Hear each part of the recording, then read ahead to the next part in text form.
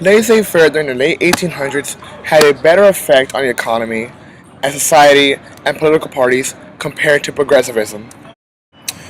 Even though people would argue that there was indeed a progressive movement, there was not a very specific one in general.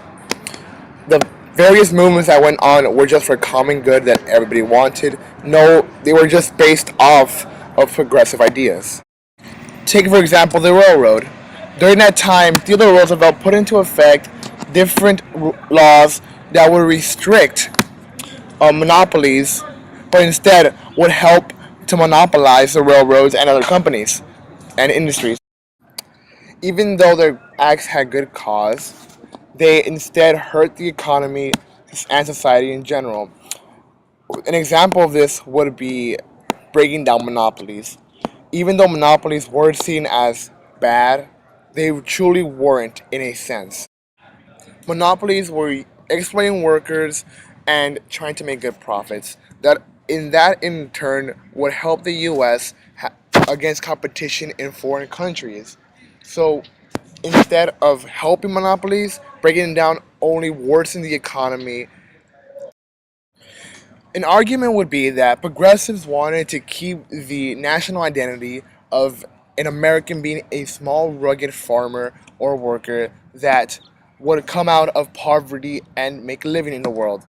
The ideology was to allow small workers and major companies a chance to compete with each other in the economy. However, since small companies could not buy as much or produce as much as major companies, they were at a disadvantage and instead were left to sometimes get out of business or be bought up by companies.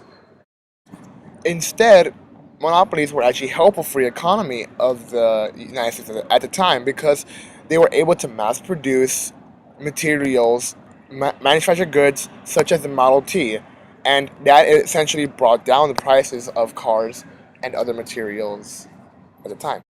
Since people saw monopolies as a bad thing, there were acts put in place, such as the Sherman Antitrust Act, to try and break down monopolies. However, this document was misinterpreted and instead broke down unions, which were working to help workers and gave them better wages and working conditions.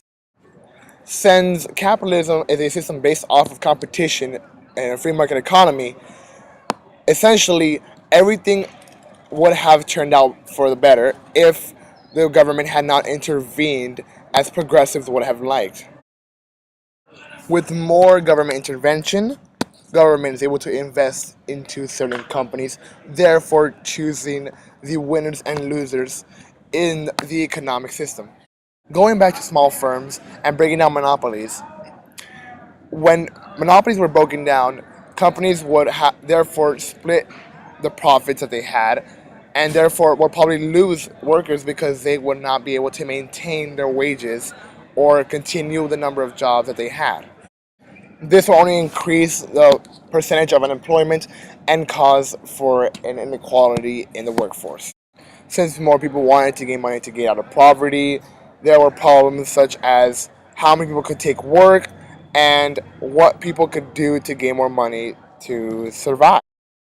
Take child labor, for example. People considered it to be something unethical because children were younger and could not handle what adults could do.